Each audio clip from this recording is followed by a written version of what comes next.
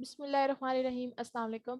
Students, मैंने अपनी last videos में आपके साथ क्यूयू में एमफिल फिजिक्स में एडमिशन लेने के लिए जो फॉल 2017 में पेपर आया था उसकी डिस्कशन कंप्लीट कर ली थी।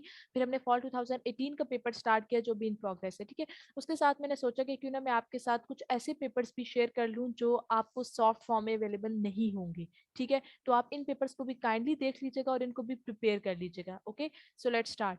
An electromagnetic wave is propagating in the z direction as described by the electric field. ये आपको electric field की equation given है, that is E is equal to E1 cos kc minus omega t x cap plus E2 cos kc minus omega t plus delta y cap.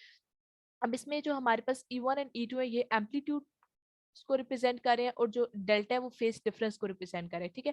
अब हमने बताना है कि जो हमें 5 ऑप्शंस गिवन है इनमें से कौन सी ऑप्शन फॉल्स है, ठीक है। तो इसमें जो आपका करेक्ट ऑप्शन है दैट इज ऑप्शन ई, ठीक है। अब स्टूडेंट ये जो आपका एमसीक्यू है ये आपका ना एक आप कह सकते हैं कि थ्योरेटिकल एमसीक्यूज है, ठीक है। इसमें आपको ना मेमोराइज करना है। अब आप ना जब इस एमसीक्यू को तैयार करेंगे तो आप साथ ये मेमोराइज कर लीजिएगा कि जो सर्कुलरली पोलराइज्ड वेव है उसके लिए आपके पास क्या कंडीशन है, ठीक है। कि उसमें आपके पास दोनों वेव्स का जो एम्पलीट्यूड्स हैं that should be equal and the phase difference should be pi by 2, ठीक है। सिमिलरली लीनियर पोलराइज्ड वेव की कंडीशंस आप देख लीजिएगा, इलिप्टिकली पोलराइज्ड वेव की कंडीशंस आप देख लीजिएगा, ठीक है।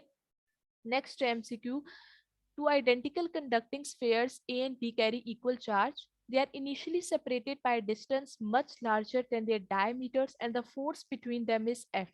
A third identical conducting sphere C is uncharged. Sphere C is first touched to A, then to B and then removed. As a result, the force between A and B is equal to, ठीक है। अब हमने force determine करनी है, ठीक है। यहाँ से आपको एमसीक्यू देकर ये आइडिया तो हो जाएगा कि यहाँ पर आप लोगों ने कूलम फोर्स का बेसिकली फॉर्मूला यूज करना है, ठीक है। लेकिन यहाँ पर जो असल चीज है वो है चार्जेस, ठीक है। कि चार्जेस आपके पास उनकी डिस्ट्रीब्यूशन कैसे होगी, ठीक है।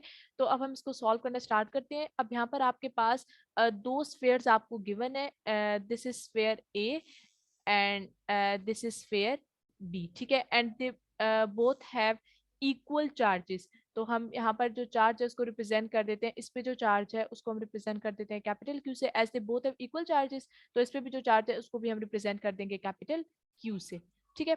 अब यहाँ पर उन्होंने क्या है कि जब आप एक third identical conducting sphere that is C and that is uncharged, उसको जब आप इस पहले आप उसको स्फीयर ए के साथ टच करवाएंगे, फिर स्फीयर बी के साथ टच करवाएंगे एंड देन आपके पास जो फोर्स है वो क्या होगी, फिर आपने फोर्स डिटरमिन करनी है। तो अब आपको देखें, जब हम लोगों ने स्फीयर सी है, let's suppose this is your sphere C, ठीक है, दिस इज नाउ अनचार्ज। जब आप इसको स्फीयर ए के साथ टच करवाएंगे तो अब क्या होगा कि जो स्फीयर ए में से 50% चार्ज है वो स्फीयर सी में इंड्यूस हो जाएगा, ठीक है। यानी यहाँ पर फिर आपके पास जो चार्ज है वो Q/2 रह जाएगा, ठीक है। क्योंकि जो रिमेनिंग Q/2 है वो इस सी को इंड्यूस हो गया, ठीक है। अब देखें, अब जो आपका स्फीयर सी है अब वो अनचार्ज नहीं है, अब उसके पास चार्ज है Q/2, ठीक है। अब जब आपने इस स्फीयर सी को टच करवाया स्फीयर बी के साथ, तो अब क्या होगा कि यहाँ पर हम दोबारा से इसको ड्रॉ कर लेते हैं कि अब आपने स्फीयर सी को टच करवाया स्फीयर बी के साथ, तो अब इस पे कितना चार्ज होगा कि अब देखिए, अब क्या होगा कि जो दोनों पे आपने याद रखना है कि जो चार्ज डिस्ट्रीब्यूशन है वो इक्वली होनी चाहिए। जैसे ए और सी है, दोनों में इक्वल चार्ज डिस्ट्रीब्यूशन है, ठीक है। आफ्टर टचिंग सी विद ए, ठीक है, चार्ज डिस्ट्रीब्यूशन दोनों में सेम है, ठीक है। अब जब सी को जिसपे चार्ज Q/2 है, अब आपने इसको टच करवाया बी के साथ, तो अब दोनों में इक्वल चार्ज की डिस्ट्रीब्यूशन होनी चाहिए, ठीक है। तो अब ये जो बी है इस पे चार्ज आपका रह जाएगा 3Q/4, ठीक है। और जो आपके पास ये सी है, सी पे आपके पास जो चार्ज है वो आ जाएगा 3Q/4, ठीक है। आप इसको ऐसे भी देख लें कि देखें, पहले आपके पास ए में चार्ज था 100%, ठीक है, और सी में क्या था 0%। जब आपने सी को टच करवाया ए के साथ तो दोनों में चार्ज कितना हो गया 50-50%, ठीक है। अब आप सी जिसमें चार्ज 50% है उसको आप टच करवा रहे हो बी के साथ, ठीक है। बी में पहले चार्ज कितना है 100%, ठीक है, और सी में कितना है 50%। जब आपने सी को टच करवाया बी के साथ तो बी में से जो 25% चार्ज है वो आपका इंड्यूस हो गया सी में, और सी में टोटल चार्ज कितना हो गया, पहले 50 था बाद में 25, यानी 75% चार्ज आ गया। और बी ने चूंकि 25% चार्ज को इंड्यूस किया है तो बी के पास कितना रह गया 75%, ठीक है। तो यहाँ पर आप लोग इस तरह से देख लीजिए कि जो आपके पास चार्ज डिस्ट्रीब्यूशन है वो सेम होनी चाहिए, ठीक है। अब हम फोर्स फाइंड करते हैं, ठीक है। फोर्स फाइंड करने के लिए हम फॉर्मूला यूज करेंगे F इज इक्वल टू के Q1 Q2 over are square, ठीक है। अब Q1, अब A पे आपके पास कितना चार्ज रह गया after inducing charge to C Q/2, ठीक है। तो ये आपने लिखा Q/2, सही है। ये आपके पास एक पे चार्ज रह गया, और B पे आपके पास कितना चार्ज रह गया 3Q/4, ठीक है, ओवर आर स्क्वेयर, सही है। अब आप इसको सॉल्व करें तो ये आपके पास क्या आ जाता है, 4 2 8, तो ये 3/8, ठीक है। 3/8 के Q square over R square, ठीक है। तो यहाँ पर आपके पास जो करेक्ट ऑप्शन बन रहा है that is option D. Option D आपके पास है। ये बेसिकली आपके पास फोर्स है ना, इसको आप एफ प्राइम से रिप्रेजेंट कर दे डिस्टिंग्विश करने के लिए, ठीक है। तो ये आपके पास एफ प्राइम इक्वल आ गई 3/8 एफ के, ठीक है। तो here your correct option is option number D. Okay, next MCQ है, in a Maxwell Boltzmann system with two states of energies E and 2E respectively and a degeneracy of 2 for each state, the partition function Z is। Students, जब हमने fall 2017 का paper solve किया था तो उसमें भी हमारे पास पार्टीशन फंक्शन का एक न्यूमेरिकल आया हुआ था, ठीक है। तो अब देखें इस पेपर में दोबारा हमारे पास पार्टीशन फंक्शन का एक न्यूमेरिकल दिया गया, ठीक है। अब पार्टीशन फंक्शन फाइंड करना है हमने, तो पार्टीशन फंक्शन फाइंड करने का हमारे पास क्या फॉर्मूला होता है, C is equal to e to the power minus e beta, ठीक है। Beta is basically equal to 1/kT, ठीक है। आप इसको 1/kT भी लिख सकते हैं, आप इसको बीटा से भी रिप्रेजेंट कर सकते हैं, ठीक है। This is equal e to the power minus E I, आप इसको कर लें यहाँ पर, ठीक है। ई आई। अब यहाँ पर जो आपके पास एनर्जीज है, एनर्जीज आपको गिवन है, एक ई और दूसरी 2E, और साथ में आपको डीजेनरेसी भी गिवन है, ठीक है। तो जब भी आपको डीजेनरेसी गिवन है तो आपने जस्ट क्या करना है कि आपका जो पार्टीशन फंक्शन है उसके लिए जो आप फॉर्मूला यूज करते हैं आपने उसके साथ डीजेनरेसी को मल्टीप्लाई करवा देना है, जस्ट इतना काम आपने करना है, ठीक है। तो अब यहाँ पर अगर हम इसको सिंप्लीफाई करते हैं, ठीक है, तो अब आपके पास डीजेनरेसी कितनी है 2, ठीक है। और अब हम इसमें एनर्जी की वैल्यू सब्स्टिट्यूट करते हैं। पहले आपके पास एक एनर्जी की वैल्यू है ई, ठीक है, माइनस ई, बीटा को हम 1/kT से रिप्रेजेंट कर रहे हैं, ठीक है, plus e to the power second आपको एनर्जी की वैल्यू गिवन है 2E, तो यहाँ जगह -2E/kT, ठीक है। तो यहाँ पर जो आपका करेक्ट ऑप्शन बन रहा है दैट इज ऑप्शन ई, ठीक है। Next time, a black body at temperature T1 radiates energy at a power level of 10 milliwatts. The same black body when at temperature 2T1 radiates energy at a power level of। अब ये आपके पास Stefan Boltzmann law यहाँ पर use होगा, ठीक है। अब यहाँ पर हम स्टीफन बोल्ट्जमैन लॉ क्या कहता है कि intensity is directly proportional to fourth power of temperature, ठीक है। और जब आप इस प्रोपोर्शनैलिटी के साइन को रिमूव करते हैं तो आपके पास उसकी जगह स्टीफन बोल्ट्जमैन कांस्टेंट आ जाता है दैट इज सिग्मा, ठीक है। अब आपको जो डाटा गिवन है उसके अकॉर्डिंग आपके पास जो इंटेंसिटी है वो कितनी है 10 मिली वॉट्स, ठीक है, एट अ टेम्परेचर T1, ठीक है। इसको आपने इक्वेशन 1 कह दिया, ठीक है। अब आपने क्या करना है कि आपने इंटेंसिटी फाइंड करनी है, यानी आपने T2 फाइंड करना है जब आपका जो टेम्परेचर है दैट इज, अब आपने सॉरी इंटेंसिटी फाइंड करनी है उस वक्त जब आपका जो टेम्परेचर है दैट वुड बी 2T1, ठीक है। अब ये मैंने स्टूडेंट्स यहाँ पर इसको सॉल्व किया हुआ है, ठीक है, आप इसको देख लीजिएगा, ये बिल्कुल भी कॉम्प्लिकेटेड नहीं है, ठीक है। ये इजीली आपसे हो जाएगा। इसमें जो आपका करेक्ट ऑप्शन बन रहा है that is option D 160 milliwatt. अब यहाँ पर ना ये चूंकि ब्लर इमेजेस हैं तो इसलिए ये ना आगे पीछे हुआ है, सही है। आप इस सोल्यूशन को यहाँ से देख लीजिएगा। नेक्स्ट है evaluate the integral by using the Dirac delta function property, ठीक है। अभी आपको इंटीग्रल गिवन है और आपने इसमें डिराक डेल्टा फंक्शन की प्रॉपर्टी यूज करनी है। तो यहाँ पर जो डिराक डेल्टा फंक्शन की प्रॉपर्टी यूज हो रही है that is F of X delta X minus A is equal to f of a delta X minus A, ठीक है। ये आपके पास डायराक डेल्टा फंक्शन की प्रॉपर्टी है जो इस इंटीग्रल को इवेल्युएट करने में आपकी हेल्प करेगी, ठीक है। अब यहाँ पर जो आपके पास एफ ऑफ एक्स है, यहाँ पर ये जो साइन 2t है this is your F of X, ठीक है। और ये जो है delta t minus pi by 4 this is your delta x minus A. ठीक है, अब यहाँ पर आपके पास x की जगह t है, ठीक है, और a की जगह आपको जो वैल्यू गिवन है दैट इज π/4। ठीक है, यहाँ पर ये x की जगह आपका t आया हुआ है और a की जगह आपकी जो वैल्यू है दैट इज π/4।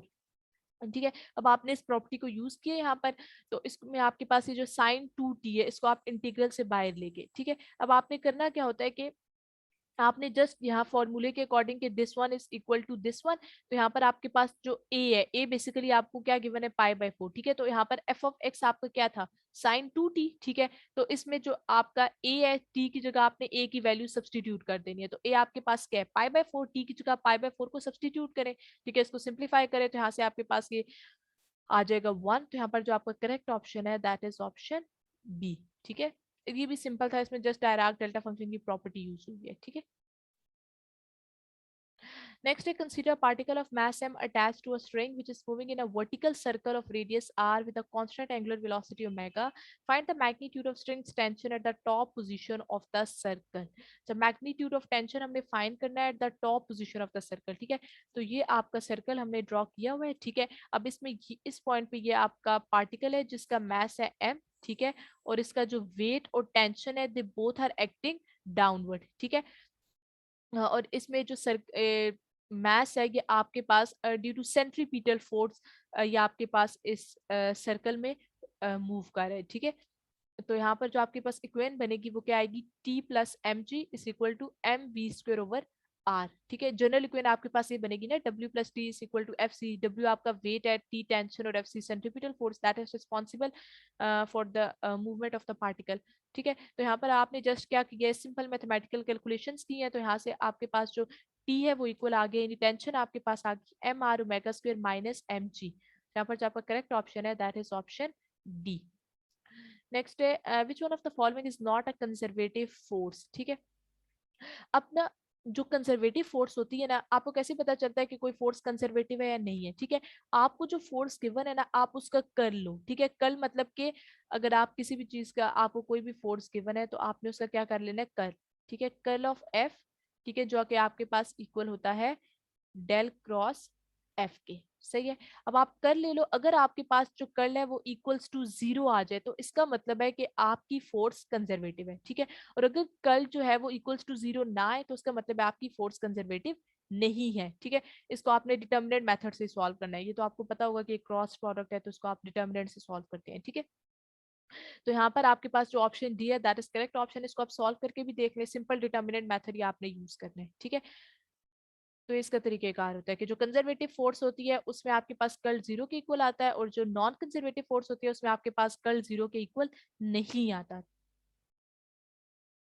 Next है Maxwell's equations can be written in the form shown below if magnetic charge exists and if it is conserved which of these equations will have to be changed। अब ये आपको उन्होंने चारों Maxwell's equations दी हुई हैं। ठीक है, अब आपने बताना है कि अगर आपके पास मैग्नेटिक चार्ज एग्जिस्ट करे, ठीक है, that magnetic charge is conserved, तो फिर उस केस में आपकी जो Maxwell's equations है इनमें क्या चेंज आएगा। तो आपकी जो Maxwell equation 1 and 4 है दे वुड रिमेन सेम। ठीक है, आपका जो चेंज आएगा वो आएगा Maxwell equation 2 और 3 में। जो आपकी मैक्सवेल इक्वेशन 2 है वो आपके पास इक्वल होगी del dot B is equal to mu naught rho के। ठीक है, ये आपकी सेकंड मैक्सवेल इक्वेशन में चेंज आएगा, और जो आपकी थर्ड मैक्सवेल इक्वेशन है उसमें आपके पास एक एडिशनल टर्म साथ आ जाएगी that is minus mu naught J, मैंने साथ लिखा हुआ है। ठीक है, माइनस म्यू नॉट जे, तो इसमें जो आपका करेक्ट ऑप्शन है दैट इज ऑप्शन ई के आपका जो चेंज आएगा वो 2 और 3 में आएगा। अब स्टूडेंट्स यहाँ पर आपने जब इस एमसीक्यू को प्रिपेयर करना है तो आपने क्या करना है कि आपने इसके साथ मैक्सवेल्स इक्वेशंस आपकी फ्री स्पेस में क्या होती हैं, ठीक है, मैक्सवेल्स इक्वेशंस आपकी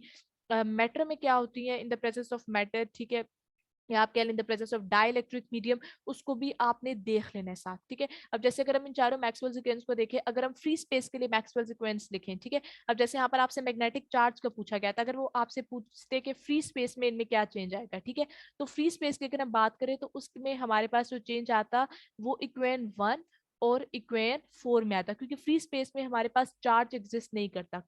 चार्ज नहीं है तो फिर आपके पास करंट डेंसिटी यानी चार्ज डेंसिटी आपके पास एग्जिस्ट नहीं करती, ठीक है, क्योंकि आपके पास देखिए चार्ज ही नहीं है तो चार्ज डेंसिटी और current density they would be zero, ठीक है, वो आपके पास नहीं होंगे। तो फिर उस केस में आपकी जो इक्वेशन 1 है ये आपकी चेंज होगी del dot E equal to zero में, और जो आपकी इक्वेशन 4 है ये आपके पास रिड्यूस हो जाएगी del cross B equal to mu naught epsilon naught partial और पार्शियल टी में, ठीक है। ये उस केस में जब आपका फ्री स्पेस की आपसे बात की जाए कि फ्री स्पेस में मैक्सवेल इक्वेशंस में क्या चेंज आएगा, ठीक है। तो इस तरह से आप इसको ना उस तरह से भी देख लें।